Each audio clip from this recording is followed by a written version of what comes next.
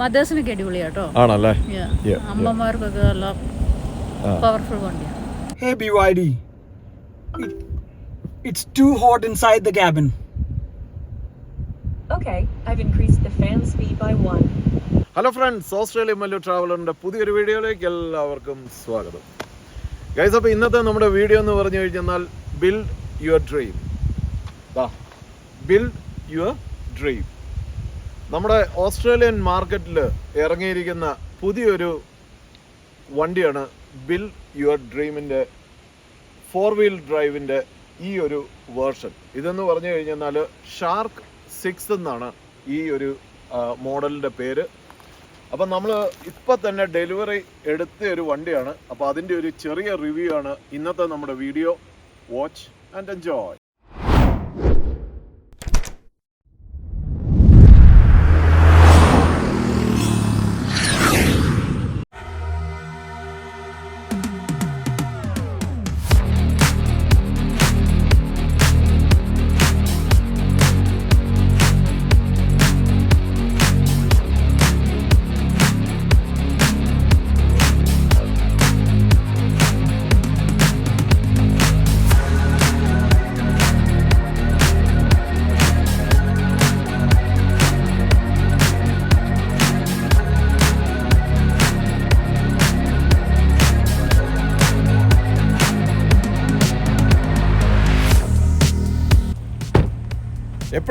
എങ്ങനെയുണ്ട് പുതിയ നമ്മുടെ BYD? Grand entry of BYD to Australia, to the Asia Pacific, to conquer the markets of Asian Australian outbacks. അടിപൊളി. എങ്ങനെയുണ്ട് ഓടിച്ചിട്ട്? എങ്ങനെയുണ്ട്? ഓടിച്ചിട്ട് അടിപൊളിയാ. എന്നാ പറയണ 4-wheel ഡ്രൈവിന്റെ ഒരു എംപവർമെന്റും ഒക്കെ ഉണ്ട്. അടിപൊളി. നല്ല വണ്ടി, സ്മൂത്ത് ആയിട്ട് ഡ്രൈവിംഗ് സ്പേസിലൊക്കെ ക്യാബിനകത്ത് ക്വയറ്റാണ്. നല്ല പൊക്കമുണ്ട്.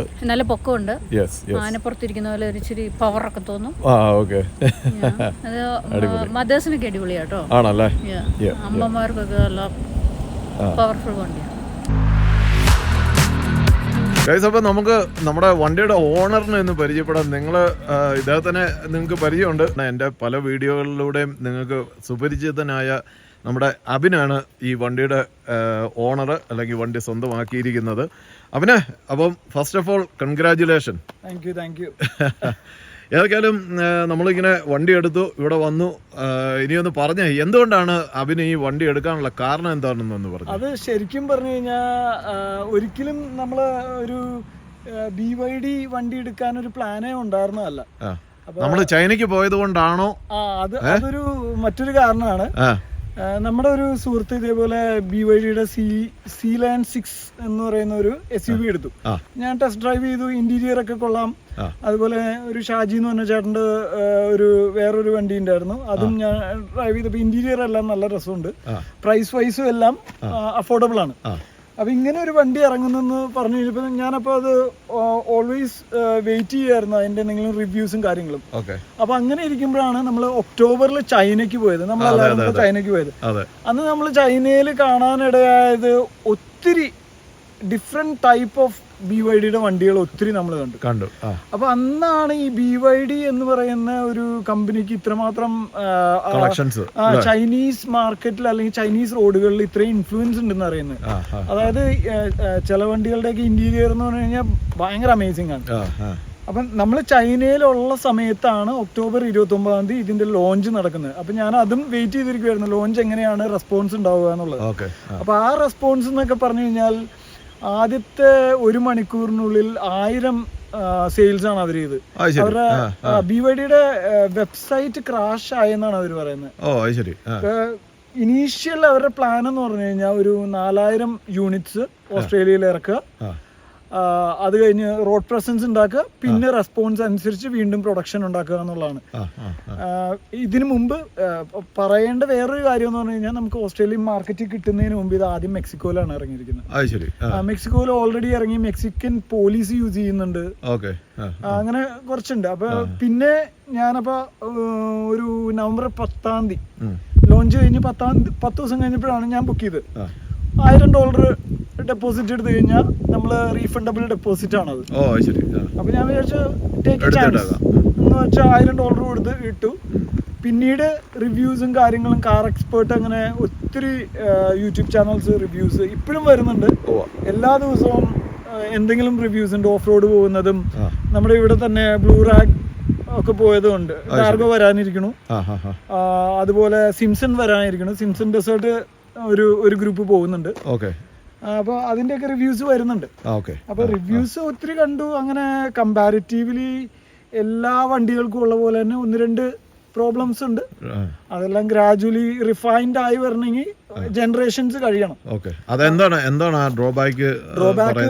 ബേസിക്കലി ഒരു വലിയ ഡ്രോബാക്ക് എന്ന് പറഞ്ഞാൽ ടോയിങ് കപ്പാസിറ്റി കുറവാണെന്നുള്ളതാണ്. പിന്നെ നമുക്കൊന്നും അങ്ങനെ ടോയിങ്ങിന്റെ ആവശ്യങ്ങളൊന്നും വരുന്നില്ല. 2.5 ടൺസ് ആണ് ഇപ്പൊ അവര് പറയുന്നത്. ആവശ്യത്തിനുണ്ട്. പിന്നെ ഒരേ ഒരു വേരിയന്റ് ഉള്ളൂ, premium top of the range variant മാത്രമേ ഇറങ്ങുന്നുള്ളൂ. 3 കളേഴ്സ് ഇറങ്ങുന്നുള്ളൂ ആകെ. ഇത് ഡീപ് ബ്ലൂ സീന്നോ അങ്ങനെ എന്തോ ആണ് ഇതിന്റെ. പിന്നെ ഒന്ന് ഗ്രേറ്റ് വൈറ്റ് ആണ്, പിന്നെ ഒന്ന് ബ്ലാക്ക്. 3 കളേഴ്സ് ഉള്ളു ആകെ ചോയ്സ്. ഈവൻ ഇപ്പൊ ടെസ്ലയുടെ പോലെ തന്നെ കളർ ചേഞ്ചിന് ഒത്തിരി എക്സ്പെൻസീവ് ഒന്നുമല്ല. ഈ ഒരു ബ്ലൂയിലേക്ക് മാറാൻ $700 അത്രയൊക്കെ ഉള്ളൂ. വലിയ ഭയങ്കര പ്രൈസ് ഡിഫറൻസ് ഒന്നുമില്ല. ഇത് ഓൺ റോഡ് എത്രയാവും? വണ്ടിയുടെ വില എത്രയാ? അതൊക്കെ ഒന്ന് പറയാം. ഓൺ റോഡ് അതായത് വണ്ടിയുടെ വില ശരിക്കും പറഞ്ഞു കഴിഞ്ഞാൽ ഇവിടെ വെയിറ്റ് ചെയ്തിരുന്ന, അതായത് 2024 ഏറ്റവും ആന്റിസിപ്പേറ്റഡ് വെഹിക്കിൾ ആയിരുന്നത്.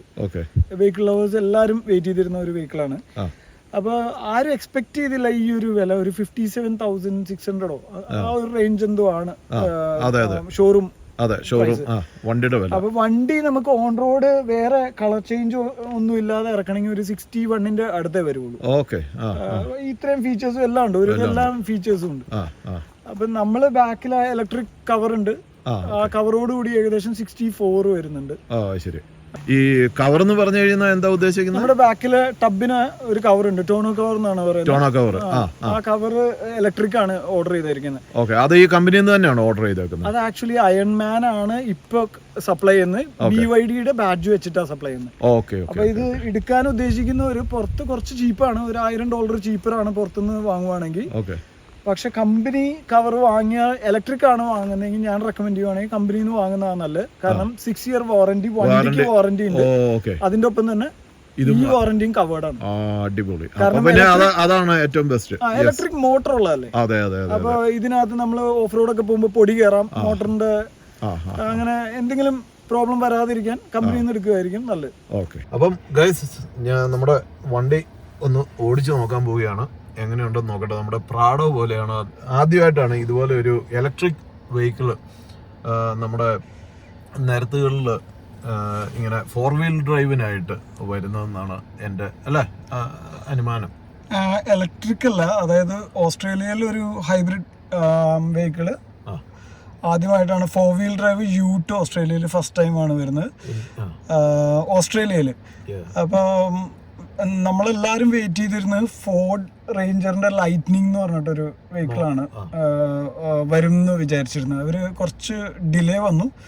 അപ്പോൾ ഈ ഒരു അതായത് 2024 മോസ്റ്റ് ആന്റിസിപ്പേറ്റഡ് വെഹിക്കിളാണ് ഈ ഷാർക്ക് 6 എന്ന് പറയുന്ന വെഹിക്കിൾ. അപ്പോൾ ഫോർഡിന്റെ ഈ ഒരു ഹൈബ്രിഡ് വെഹിക്കിളിന് വെയിറ്റ് ചെയ്തിരുന്ന ആൾക്കാർ ഇതിന്റെ റിവ്യൂസ് കണ്ടിട്ട് പെട്ടെന്ന് ഇതിലേക്ക് വരിക ചെയ്തു. അടിപൊളിയാട്ടോ, നല്ല കംഫർട്ടബിള്. എൻ്റെ പ്രാഡോ പോലെയൊന്നുമല്ല, 2011 മോഡലാണ് അത്. പക്ഷെ ഇത് കൊള്ളാം, നല്ല സ്മൂത്തായിട്ട് പോകുന്നുണ്ട്. ഒരു സൗണ്ടോ കാര്യങ്ങളോ ഒന്നുമില്ല, വളരെ സ്മൂത്തായിട്ടാണ് പോകുന്നത്. പിന്നെ എന്താണ്, ക്യാബിൻ ഭയങ്കര ക്വയറ്റാണ്. ഭയങ്കര ക്വയറ്റ്. ഇതിന്ന് നമുക്ക് ഉറങ്ങാൻ പറ്റും, അത്രയ്ക്ക് സുഖമാണ്. പിന്നെ ഇതിനകത്ത് വരുന്നതെന്ന് പറഞ്ഞു കഴിഞ്ഞാൽ പെട്രോൾ എഞ്ചിനാണ്, അതുപോലെ തന്നെ ബാറ്ററി ഉണ്ട്. അപ്പോൾ അത് ഏകദേശം 70-80 കിലോമീറ്റർ നമുക്ക് ബാറ്ററിയിൽ നമുക്ക് ഓടാൻ പറ്റും. അത് കഴിഞ്ഞിട്ട് വേണമെന്നുണ്ടെങ്കിൽ, അത് തന്നെയല്ല, അത് മാനുവലായിട്ട് നമുക്കത് എപ്പോൾ വേണമെങ്കിലും അത് ചേഞ്ച് ചെയ്യാം. അപ്പം അങ്ങനെയുള്ള കാര്യങ്ങൾ, ഡീറ്റെയിൽ ആയിട്ടുള്ള കാര്യങ്ങൾ വഴിയെ ഞാൻ പറഞ്ഞുതരാം. കാല് കൊട്ടുത്താൽ മതി, അങ്ങ് പറക്കുക കേട്ടോ, ഭയങ്കര പവർ. ഇതിന്റെ ടോർക്ക് വരുന്നത് എത്രയാ? ഇതിന്റെ ടോർക്ക് വരുന്നത് ഏകദേശം 615 Nm ആണ്. Oh wow. അതേപോലെ സിസിയോ CC 1.5 ടർബോ ഉള്ളൂ. ഓക്കെ. 1.5 ടർബോ ആണ് ഇതിന്റെ CC വരുന്നത്. ഏകദേശം 321 കിലോവാട്ട്. ഓക്കെ. പവർ വരുന്നുണ്ടല്ലേ, ഇലക്ട്രിക് പവർ. ഡ്യുവൽ മോട്ടറാണ് അല്ലേ? Dual motor. ഓക്കെ. വലിയൊരു കാരവാനൊക്കെ ടോയ് ചെയ്യുന്നവരാണെങ്കിൽ this is not the right vehicle. Okay.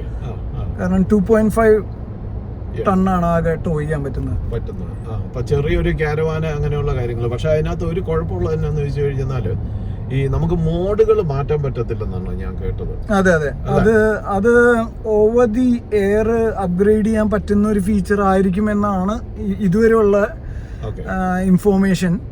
പക്ഷെ അവരപ്പോ അത് കൺസിഡർ ചെയ്യുന്നുണ്ട്. അതായത് സാൻഡ് മോഡ്, മഡ് മോഡ്, അങ്ങനത്തെ മോഡുകളിൽ നമുക്ക് ചേഞ്ച് ചെയ്യാൻ പറ്റില്ല ഈ കാരവാൻ കണക്റ്റഡ് ആണെങ്കിൽ. നോർമൽ റോഡ് മോഡിലേക്ക് മാറ്റാൻ പറ്റില്ല. ഓക്കെ. അപ്പൊ നോർമൽ ആ മോഡിൽ തന്നെ വണ്ടി എപ്പോഴും പോകേണ്ടി വരും. ഓക്കെ. അല്ല പിന്നെ ചെയ്യാൻ പറ്റുന്നതെന്ന് പറഞ്ഞു കഴിഞ്ഞാല് കാരവാന്റെ കണക്ടിവിറ്റി വിടുവിച്ച് ബ്രേക്ക് വിടുവിച്ച്. ഓക്കെ. അന്നേരം നമുക്ക് മോഡ് മാറ്റാൻ പറ്റൂല. അതെ. ഓക്കെ. അപ്പൊ നമ്മള് മൗണ്ട് മാസിഡോണിലേക്കാണ് പോകുന്നത്. അഭിനെ നമ്മൾ രണ്ടുപേരും കൂടി ഇവിടെ വന്ന് അഭിന്റെ ടെസ്ലയുടെ ഒരു റിവ്യൂ പണ്ട് ചെയ്തതാണ് അല്ലേ? അതെ. ഓർക്കുന്നുണ്ടോ? പിന്നെ അതിപ്പോ 3 വർഷം കഴിഞ്ഞു അല്ലേ? അതെ. വളരെ കംഫർട്ടാട്ടോ ഓടിക്കാനായിട്ട്, വളരെ കംഫർട്ടായിട്ട്. നല്ല അത്യാവശ്യം നല്ല ഹൈറ്റും ഉണ്ട്. നല്ല കംഫർട്ടബിൾ കേട്ടോ, അടിപൊളിയായിട്ട് പോകുന്നുണ്ട്. വെരി കംഫി, നല്ല കൺട്രോളാണ്. തന്നെയല്ല ഇതിന്റെ ഡിസ്പ്ലേ ഉണ്ട് കേട്ടോ. നമ്മുടെ ഈ ഗ്ലാസ്സിൽ തന്നെ നമുക്ക് അത്യാവശ്യം കാര്യങ്ങളെല്ലാം തന്നെ ഡിസ്പ്ലേ, അതിന്റെ സ്പീഡ്, അതുപോലെ തന്നെ ബാക്കി കാര്യങ്ങളെല്ലാം ഈ ഗ്ലാസ്സിൽ തന്നെ നമുക്ക് കാണാൻ പറ്റുന്നുണ്ട്. ഇതിനകത്ത് വേറൊരു പ്രോബ്ലം എന്നാന്ന് വെച്ച് കഴിഞ്ഞാൽ നമ്മള് വണ്ടി ഡെലിവറി ചെയ്ത് ഇത് ഒന്നും പഠിച്ചിട്ടില്ല.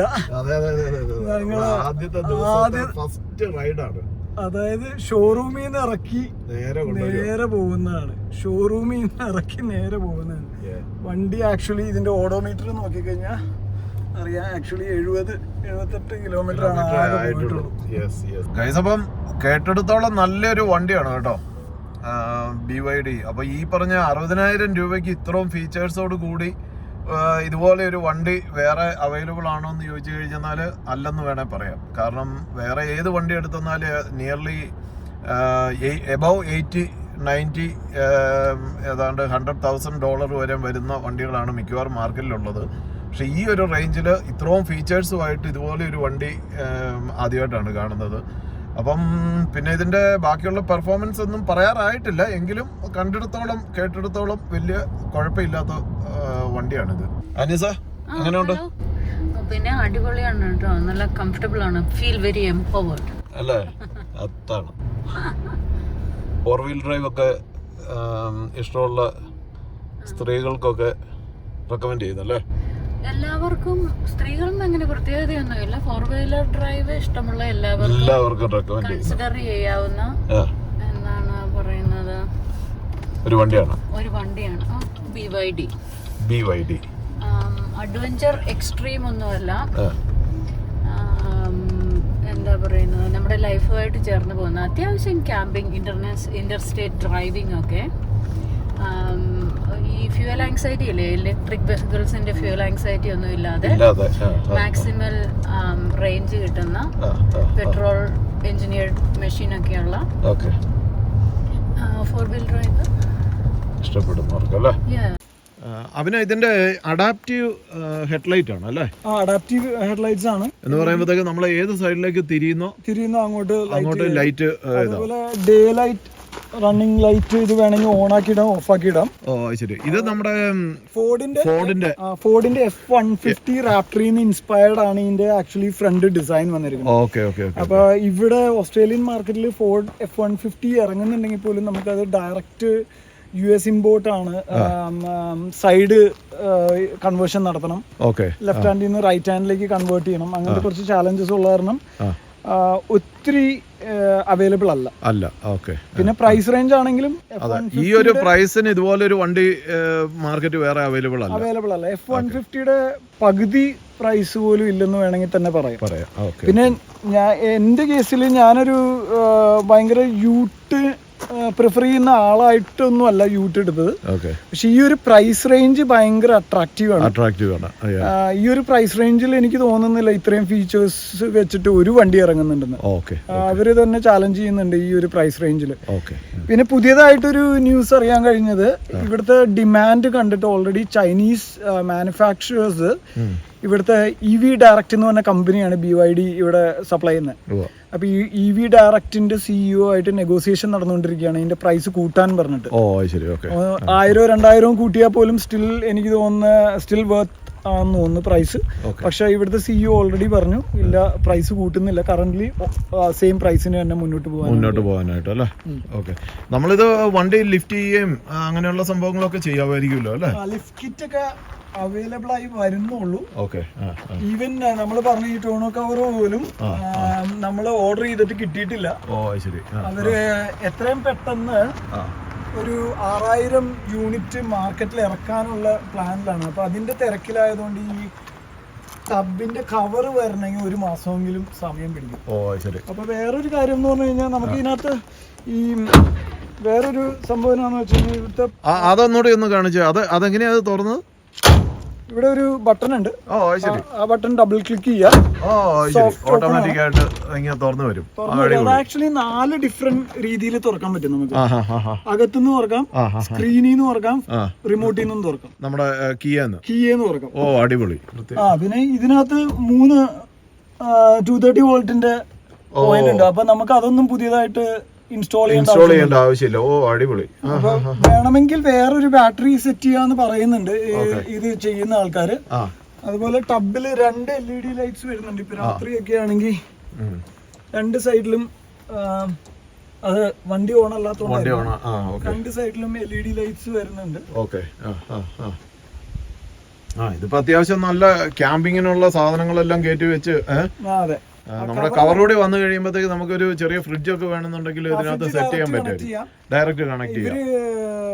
ഒരു റിവ്യൂ നമ്മൾ നോക്കിക്കഴിഞ്ഞാൽ കാണുന്നത് ഓസ്ട്രേലിയൻ ഔട്ട് ബാക്കിൽ അവര് 3 കോഫി മെഷീൻ ഒരേ സമയത്ത് വെച്ച് കോഫി ഉണ്ടാക്കുന്നതാണ്.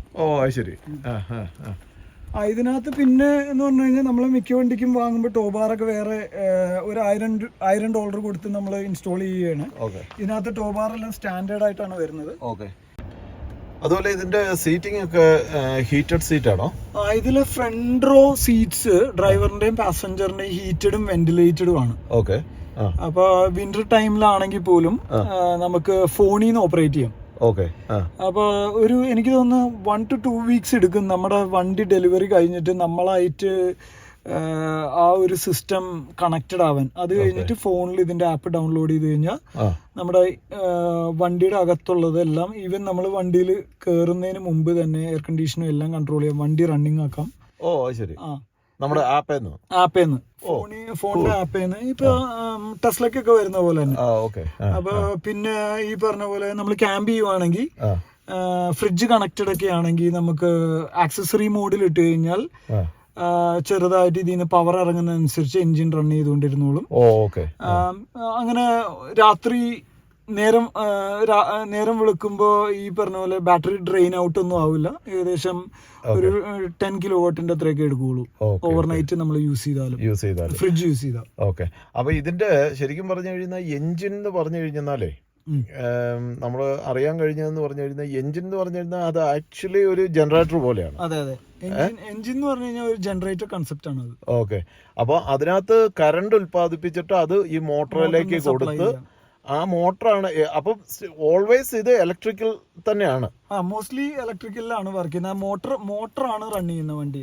ഓക്കെ. അപ്പം നമ്മൾ പെട്രോൾ ഒഴിക്കുന്നതെന്ന് പറഞ്ഞു കഴിഞ്ഞാൽ ഈ പറഞ്ഞ ഇതിനകത്തേക്കാണ്. അതായത് ഈ എൻജിൻ ഈ 1.5 ലിറ്റർ ടർബോ വർക്ക് ചെയ്യാനുള്ള അതിന് വേണ്ടിയിട്ടാണ് നമ്മൾ ഫ്യൂവൽ സപ്ലൈ ചെയ്യുന്നത്. ഓക്കെ. ഒന്നുമില്ല കാണാൻ. അപ്പോൾ ഇതാണ് ഇതിൻ്റെ എൻജിൻ എന്ന് പറഞ്ഞു കഴിഞ്ഞാൽ നമ്മുടെ മറ്റേ സാധാരണ കാറുകളിൽ കാണുന്ന പോലെയുള്ള പെട്രോൾ എൻജിൻ അല്ല. ഇത് ശരിക്കും പറഞ്ഞു കഴിഞ്ഞാൽ ഞാൻ നേരത്തെ പറഞ്ഞ പോലെ ഒരു ജനറേറ്റർ എന്ന് വേണമെങ്കിൽ പറയാം. ഇത് ശരിക്കും പറഞ്ഞു കഴിഞ്ഞാൽ നമ്മുടെ കറണ്ട് ഉൽപ്പാദിപ്പിക്കുകയാണ് ഇതിനകത്ത്. അപ്പോൾ കറണ്ട് ഉൽപ്പാദിപ്പിച്ചിട്ട് ഇത് മോട്ടറിലേക്ക് ഡയറക്റ്റ്, അതായത് AC-യും DC-യും പോലെ ഡയറക്റ്റ് കറണ്ട് കൊടുത്തുകൊണ്ട് വണ്ടി എപ്പോഴും റൺ ചെയ്യുന്നത് ഈ കറണ്ടയിലായിരിക്കും. അല്ലാതെ എൻജിൻ അല്ലെന്നുണ്ടെങ്കിൽ ഇതിൻ്റെ അടിയിൽ വേറെ ഷാഫ്റ്റൊന്നും ഇല്ലല്ലോ, ഇല്ല. അപ്പോൾ അങ്ങനെയുള്ള സംഭവങ്ങൾ അതൊരു ഇതാണ്. അപ്പോൾ അത് കാരണം എൻജിനകത്ത് അങ്ങനെ പ്രത്യേകിച്ചൊന്നും കാണാനില്ല. ഈ ഒരു ജനറേറ്റർ എന്ന് വേണമെങ്കിൽ പറയാം. അതുപോലെയുള്ള ഒരു സംഭവമാണ് ഇത്. അപ്പോൾ അതൊരു പുതിയ ടെക്നോളജിയാണ്. മാഡം എങ്ങനെയുണ്ട് പുറകെ ഇരുന്നിട്ട്? ഒരു കാറിന്റെ കംഫർട്ട് ഒക്കെ ഉണ്ട് കേട്ടോ. കാറിന്റെ കംഫർട്ട് ഒക്കെ ഉണ്ട്. ഓക്കെ. നല്ല ലെഗ് സ്പേസ് ഉണ്ട് അല്ലേ? Short person. അതെ. ലെഗ് സ്പേസ് ഒക്കെ ഉണ്ട്. അടിപൊളി. കംഫർട്ടബിൾ ആണ്. ഇതും ബക്കറ്റ് സീറ്റ് പോലെയാണല്ലോ അല്ലേ? 4 പേർക്ക് നല്ല എക്സ്പ്ലോർ ചെയ്തില്ല. അതെ, ഇതും ബക്കറ്റ് സീറ്റ് പോലെ നമുക്ക് അകത്തേക്ക് ഇത് കണ്ടോ, ഇവിടെ ഇങ്ങനെ ഒരു കുഴി പോലെയാണ് ഇവിടെ. അപ്പൊ ഇവിടെയും പുറകിൽ AC-യുടെ വെന്റ് ഉണ്ട് അല്ലേ? ഓക്കെ. വേറെ എന്തൊക്കെ ഫീച്ചേഴ്സ് ഇതിനകത്തുള്ള ആനീസ് നോക്കിയിട്ട്? ഇപ്പം യൂഷ്വലി നമ്മൾ നോക്കുന്ന സ്പെസിഫിക്കേഷൻസ് ഒക്കെ ഉണ്ടല്ലോ. Different types of charging, type, C type, പിന്നെ 230 വോൾട്ടോ. 230 വോൾട്ട് ലാപ്ടോപ്പ് ചാർജ് ചെയ്യണമെങ്കിൽ നമുക്ക് ബാക്കിലിരുന്ന് വർക്കൊക്കെ ചെയ്യുകയൊക്കെ ചെയ്യണമെങ്കിലേ ഓക്കെ. അങ്ങനത്തെ ഫെസിലിറ്റീസും ഉണ്ട്. ശരി. ഓക്കെ. പിന്നെ ഇത് ചെറിയൊരു ഇതാന്ന് തോന്നുന്നത് ഇങ്ങനെ നമ്മുടെ മൊബൈലൊക്കെ ഇങ്ങനെ കയറ്റി വെക്കാനായിട്ടുള്ള അതിനുള്ള ഒരു സ്പേസ് അവിടെയുണ്ട്. ഇതിന്റെ ടയർ ഇട്ട് വരുന്നത് 18 ഇഞ്ച് അല്ലേ? 18 ഇഞ്ച് അലോയി, മറ്റേ കോണ്ടിനെന്റലിന്റെ ടയറാണ് അല്ലേ? ചൈനയിൽ നിന്ന് വരുന്ന വണ്ടിയാണെങ്കിലും ടയറൊക്കെ അവര് കോണ്ടിനെന്റലിന്റെ തന്നെയാണ്.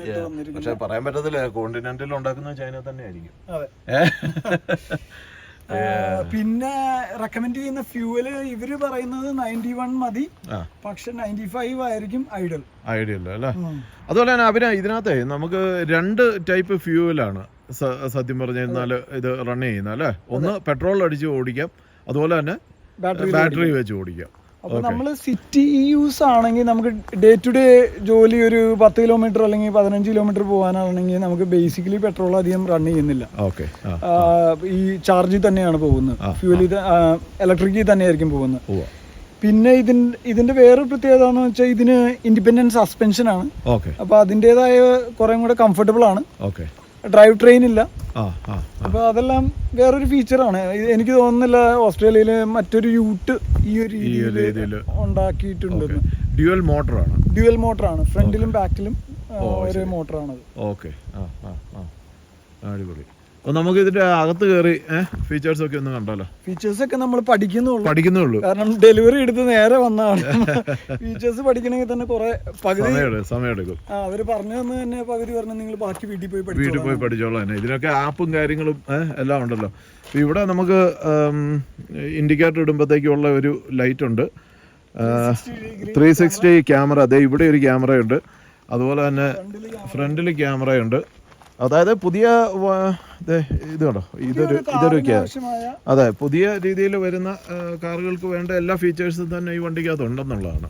ഇത് നമ്മുടെ ഫ്ലൈറ്റിന്റെ ഒക്കെ കോക്പിറ്റ് പോലെയാണല്ലോ. അതെ, ഭയങ്കര സംഭവമാണ് അവര് ഡിസൈൻ ചെയ്തേക്കുന്നത്. ശരിക്കും കാര്യം നമ്മളങ്ങ് ഫോൾ ഇൻ ലവ് ആയി പോവും. പിന്നെ ചില ആൾക്കാർക്ക് ഇഷ്ടമായിരിക്കില്ല ഈ ബ്ലാക്ക് ആൻഡ് ഓറഞ്ച് സ്റ്റിച്ചിങ് ഒക്കെ. സോഫ്റ്റ് ആണ്, എല്ലാം സൈഡും എല്ലാം സോഫ്റ്റ് ആയിട്ടാണ് കൊടുത്തിരിക്കുന്നത്. വലിയ മാസീവ് ഒരു സ്ക്രീൻ ആണ് അല്ലേ? അതെ, 15.5 ഇഞ്ച് എന്താണ്. ഇവിടെ ഒരു 10.5 ഇഞ്ച് സ്ക്രീൻ വേറെ ഉണ്ട് അല്ലേ? 2 സ്ക്രീൻ ഉണ്ട്. അതുപോലെ തന്നെ ലൈറ്റ് കാര്യങ്ങള് ഇതൊക്കെ എന്തുവാ അറിയത്തില്ല, പഠിക്കണം. ലൈറ്റ് ഒക്കെ ചുമ്മാ തൊട്ടാ മതി, പ്രസ് ചെയ്യോ പോലും വേണ്ട. പിന്നെ മറ്റു വണ്ടികളിൽ നിന്നും നമ്മുടെ സ്റ്റാർട്ട് സ്റ്റോപ്പ് ബട്ടൺ ഒരു വെറൈറ്റി ആയിട്ടാണ് അവർ ചെയ്തിരിക്കുന്നത്. ഇവിടെ ഒരു കളേർഡ് ബട്ടൺ ആണ്. ഓക്കെ. നമ്മളിത് ഓ ശരി. ഇതാണ് സ്ക്രീൻ. ഓക്കെ. അപ്പോൾ ഓൾറെഡി വണ്ടി വണ്ടി ഇപ്പൊ റണ്ണിങ് ആയി. ഒരു സൗണ്ടും ഇല്ലെന്നുള്ളതാണ്. തരി സൗണ്ട് ഇല്ല. ഓ ഓക്കെ.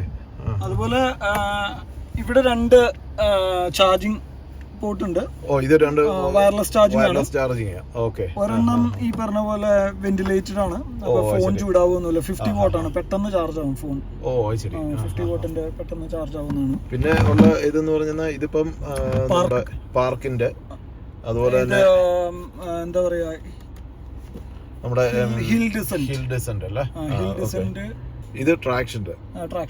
ഓക്കെ. ഇത് നമ്മൾ ചേഞ്ച് ചെയ്യുന്നത് അല്ല ഇവിയിലേക്ക് ചേഞ്ച് ചെയ്യുന്നത്. ഇത് ടോ ചെയ്യാനുള്ളത്. ഓക്കെ.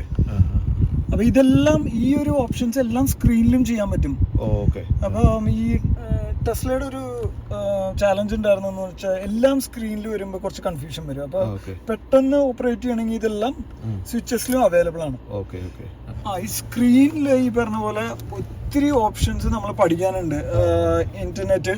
അപ്പൊ ഇതിനകത്ത് നെറ്റ് കണക്റ്റഡ് ആണോ? 2 വർഷത്തേക്ക് ഇവർ ഓഫർ ചെയ്യുന്നുണ്ട് ഫ്രീ ആയിട്ട്.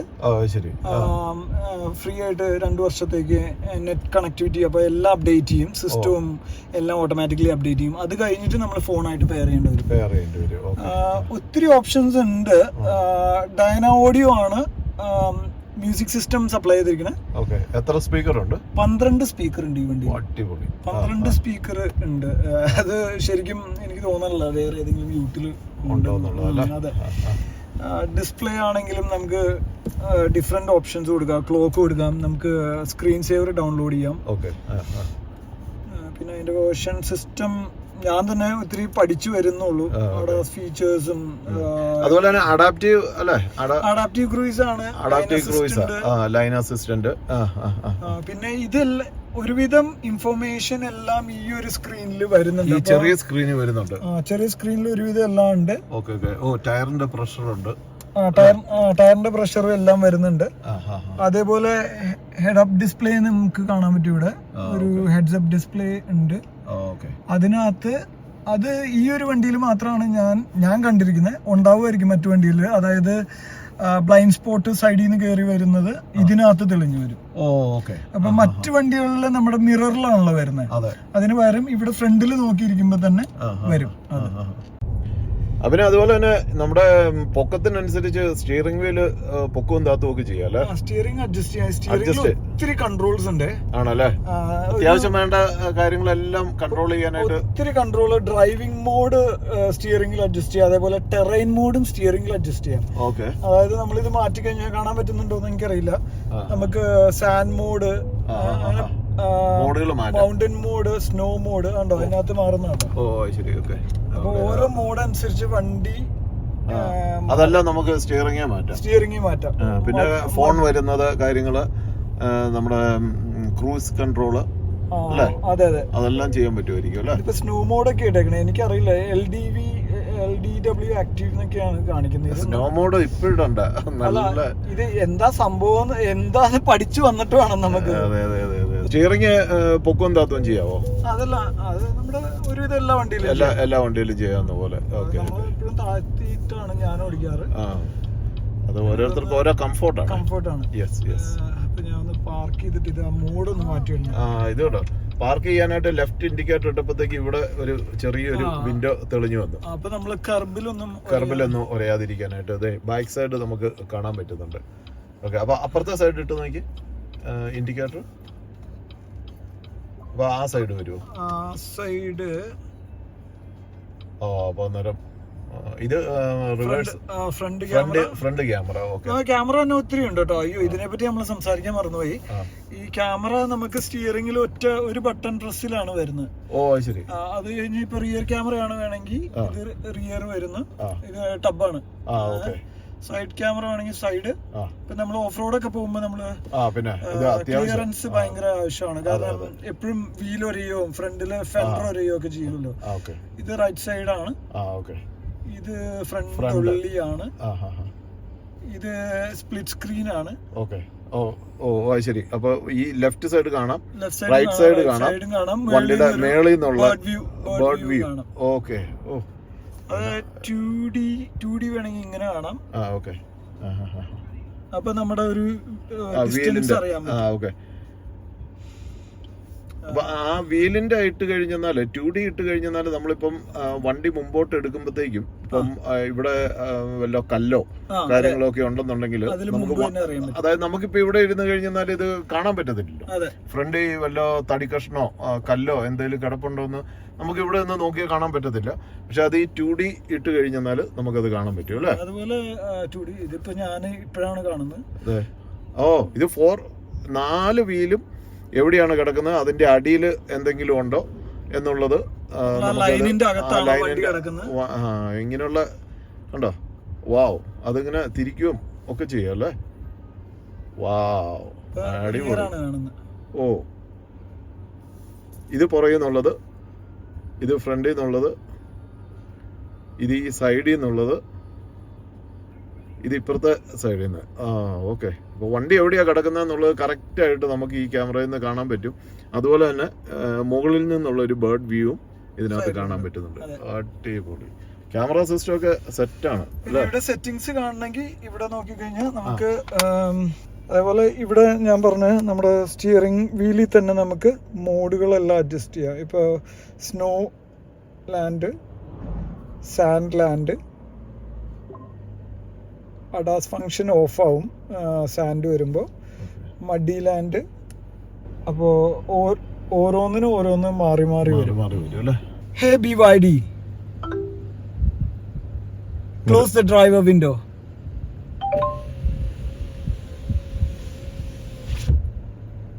Hey BYD, it's too hot inside the cabin. Okay, I've increased the fan speed by 1. Guys, അപ്പോൾ നമ്മളിത് ജസ്റ്റ് ഇങ്ങനെ വണ്ടിയോടൊന്ന് പറഞ്ഞാൽ മതി. നമുക്ക് ആവശ്യമുള്ള ഏത് ഫീച്ചർ വേണമെങ്കിലും വണ്ടി തന്നെ അതെല്ലാം കൈകാര്യം ചെയ്തോളും. നമ്മൾ വേറെ എന്നും ഞെക്കാനും പിടിക്കാനും ഒന്നും പോകേണ്ട കാര്യമില്ല, ഒരു സ്വിച്ച് ഇടേണ്ട കാര്യമില്ല. നമ്മളിങ്ങനെ ഹേയ് BYD എന്ന് പറഞ്ഞിട്ടങ്ങ് ഇത് ഞാനിപ്പോൾ പറഞ്ഞപ്പോഴത്തേക്ക് അത് റെക്കഗ്നൈസ് ചെയ്ത് കഴിഞ്ഞു. ഗൈസ്, ഇത് കണ്ടോ, ഇതിനകത്തുള്ള വേറൊരു പ്രത്യേകത കണ്ടോ, ലൈൻ അസിസ്റ്റഡ് ഡ്രൈവ് ആണ്. നോക്കിക്കേ, നമുക്ക് വണ്ടി ഇങ്ങനെ പോകുന്നത് ഇതിനകത്ത് ഇരുന്ന് തന്നെ മുഴുവൻ കാണാൻ പറ്റുന്നുണ്ട് കേട്ടോ, ലെഫ്റ്റ് റൈറ്റ് കംപ്ലീറ്റ്. അപ്പം മേളിൽ നിന്ന് ഇങ്ങനെ ഒരു ഡ്രോൺ ഷോട്ട് പോലെയാണ് ഈ കാണുന്നത്. നോക്കിയേ, ആ പാലം വരുന്നതല്ല, അതും ചേഞ്ച് വരുത്താം. ഓ അത് ശരി. ഓക്കെ. അടിപൊളി. പൊളി. അപ്പൊ നമുക്ക് ഒന്നും പേടിക്കേണ്ട കാര്യമില്ല. പക്ഷെ ഇതൊക്കെ ഇട്ട് നോക്കണം. അതെ, ഇത് ഫ്രണ്ടിൽ നിന്നുള്ളത്. ഇത് കേട്ടോ, ഇത് ഫ്രണ്ടിൽ നിന്നുള്ളത്.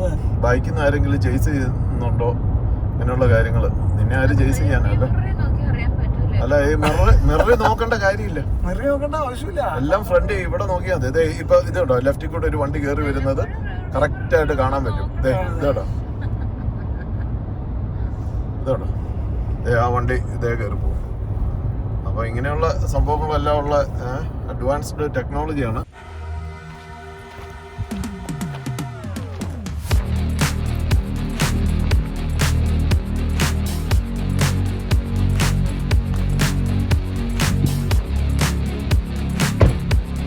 അപ്പം ഈ വണ്ടികളുടെ വേറൊരു പ്രത്യേകത എന്ന് പറഞ്ഞു കഴിഞ്ഞാൽ ഈ കാണുന്ന ഒരു ഡ്രൈവർ മോണിറ്ററിങ് ഒരു ക്യാമറയുണ്ട്. അപ്പം നമ്മൾ ആലസ്യമായിട്ടൊക്കെ വണ്ടി ഓടിച്ചു കഴിഞ്ഞാൽ നമ്മൾ അങ്ങോട്ട് നോക്കി ഇങ്ങോട്ട് നോക്കി വണ്ടി ഓടിച്ചു കഴിഞ്ഞാൽ ഈ പറഞ്ഞ സംഭവം നമ്മളെ അലേർട്ട് ചെയ്യും. എടാ, മര്യാദയ്ക്ക് വഴി നോക്കി വണ്ടി ഓടിക്കാനായിട്ട്. അപ്പോൾ അതിനുള്ള ഒരു സിസ്റ്റം നമുക്ക് ഇവിടെയുണ്ട്. പിന്നെ ഇതിൻ്റെ ഒരു കൺസോൾ എന്ന് പറഞ്ഞു കഴിഞ്ഞാൽ വലിയ അത്യാവശ്യം നല്ല ഇതുള്ളതാണ്. ഇവിടെയുണ്ട് A ടൈപ്പ്, അതുപോലെ തന്നെ C ടൈപ്പ്, അതുപോലെ തന്നെ നമ്മുടെ ഒരു സിഗരറ്റ് ലൈറ്റർ ചെയ്യാനുള്ള അങ്ങനെ ഒരു ഓപ്ഷനും ഉണ്ട്. അത്യാവശ്യം വലിയൊരു കൺസോളാണ്, വലിയൊരു ഇതാണ്, സ്പേസ് ഇതിനകത്ത് കിട്ടുന്നുണ്ട്. പിന്നെ നമുക്കിവിടെ ഒരു ഇതുപോലെ ഒരു വാട്ടർ ബോട്ടിലൊക്കെ വെക്കാനായിട്ടുള്ള ഒരു കണ്ടോ. അപ്പം അങ്ങനെ 2 എണ്ണം വെക്കാനുള്ള ഒരു ഫെസിലിറ്റി അതുമുണ്ട്. പിന്നെ ഇവിടെ നമുക്ക് നമ്മുടെ ഗ്ലാസ് വെക്കാനായിട്ടുള്ള ചെറിയൊരു ഫീച്ചറും കൂടി ഇവിടെ കൊടുത്തിട്ടുണ്ട്. അപ്പം ഇതൊക്കെയാണ് ഈ വണ്ടിയിലെ മെയിനായിട്ടുള്ള കാര്യങ്ങൾ. അതുപോലെ തന്നെ ഇതെന്ന് പറഞ്ഞാൽ മിററെന്ന് പറഞ്ഞു കഴിഞ്ഞാൽ ഇലക്ട്രിക്കലാണ്. അതായത് പുറയുന്ന വണ്ടിയുടെ ലൈറ്റ് വരുവാണെന്നുണ്ടെങ്കിൽ അത് ഓട്ടോമാറ്റിക്കലി അത് കുറഞ്ഞ് നമ്മുടെ കണ്ണിലടിക്കാത്ത രീതിയിലുള്ള ഒരു സിസ്റ്റമാണ് ഈ ബൈക്കിലേക്കുള്ള മിററിൽ കൊടുത്തിരിക്കുന്നത്. ട്വീറ്റർ, അതുപോലെ തന്നെ മേളിൽ നമുക്ക് ഒരു ട്വീറ്റർ അത് കൊടുത്തിട്ടുണ്ട്. വെരി കംഫർട്ടബിൾ, ഡ്രൈവ് ചെയ്യാനായിട്ട് നല്ല കംഫർട്ടായിട്ടുള്ള ഒരു വണ്ടിയാണ് BYD. ഇനിയിപ്പോൾ നമ്മൾ ഓഫ് റോഡിലേക്ക് ഇറങ്ങി കഴിയുമ്പോൾ ബാക്കിയുള്ള ഓഫ് റോഡ് ചെയ്യുമ്പോഴത്തേക്കും അല്ലേ അഭിന നമുക്ക് ട്രൈ ചെയ്യാലോ? നമുക്ക് ട്രൈ ചെയ്യണ്ടേ? നമുക്കൊരു സിംസൺ ഡെസേർട്ട് ഒന്ന് പോണം ഇതുമായിട്ട്. ഇപ്പൊ എടുത്ത ആൾക്കാർ പോയിട്ട് വരട്ടെ. അപ്പോൾ ഇതൊക്കെ ആയിട്ട് ഇനിയിപ്പോൾ നമ്മൾ കളത്തിലേക്ക് ഇറങ്ങാൻ പോവുകയാണ്. അപ്പോൾ ഇറങ്ങി കഴിഞ്ഞിട്ട് ബാക്കിയുള്ള കാര്യങ്ങൾ. പക്ഷെ ഇത് അങ്ങനെ പേടിക്കേണ്ട കാര്യമില്ല. കാരണം ഇതിനകത്ത് ഈ പറഞ്ഞ പോലെ എപ്പോഴും കറണ്ട് ഉൽപ്പാദിപ്പിക്കാനുള്ള ഒരു സംഭവം ഇതിനകത്തുള്ളത് കൊണ്ട് അങ്ങനെ ഒരു പ്രശ്നം വരുമെന്ന് എനിക്ക് തോന്നുന്നില്ല. അതായത് ഈ ഇലക്ട്രിക് വെഹിക്കിൾ ആയിട്ട് ഇത് കാടുകളിലും മേടിലും ഒക്കെ പോയി കഴിഞ്ഞെന്നാൽ ഇലക്ട്രിസിറ്റി തീർന്നു പോയി കഴിഞ്ഞാൽ, ചാർജ് തീർന്നെന്നാൽ എന്ത് ചെയ്യും എന്നുള്ളൊരു ആങ്സൈറ്റി എല്ലാവർക്കും ഉണ്ടായിരുന്നു. പക്ഷെ ഇതാണ് അതിൻ്റെ സിസ്റ്റം. അപ്പോൾ ഇങ്ങനെ ഒരു സിസ്റ്റം ഉള്ളത് കൊണ്ട് നമുക്ക് അപ്പോൾ ഇത് ബാറ്ററിയും അതുപോലെ തന്നെ ഫ്യൂവലും ഫുൾ ടാങ്ക് അടിച്ചു കഴിഞ്ഞെന്നാൽ ഏകദേശം 800 കിലോമീറ്റർ നമുക്ക് ട്രാവൽ ചെയ്യാൻ പറ്റും എന്നുള്ളതാണ്. വേറെ റീചാർജ് ചെയ്യാതെ, വേറെ ഫ്യൂവൽ അടിക്കാതെ 800 കിലോമീറ്റർ വരെ പോകാൻ പറ്റുമെന്നാണ് നമ്മുടെ കമ്പനി അവകാശപ്പെടുന്നത്. അതൊക്കെയാണ് ഈ വണ്ടിയുടെ മാറ്റി കൂട്ടുന്നത്.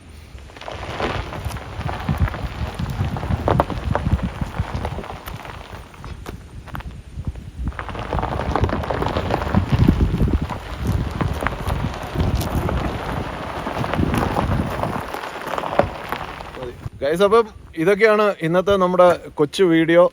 നമ്മൾ ഈ പറഞ്ഞ പോലെ വലിയൊരു കാർ റിവ്യൂവർ ഒന്നുമല്ല. പക്ഷെ നമുക്ക് ഒരു പുതിയ വണ്ടി വന്നു കഴിഞ്ഞപ്പോഴത്തേക്ക് അതിനെപ്പറ്റിയുള്ള നമുക്കറിയാവുന്ന കുറച്ച് ഇൻഫർമേഷൻസ് നിങ്ങൾക്ക് തന്നെന്ന് മാത്രം. അപ്പം ഇതൊക്കെയാണ് ഇന്നത്തെ നമ്മുടെ ഈ കൊച്ചു വീഡിയോ. അപ്പം വീഡിയോ വാച്ച് ചെയ്ത എല്ലാവർക്കും ഒരു നല്ല നമസ്കാരം. Thank you very much.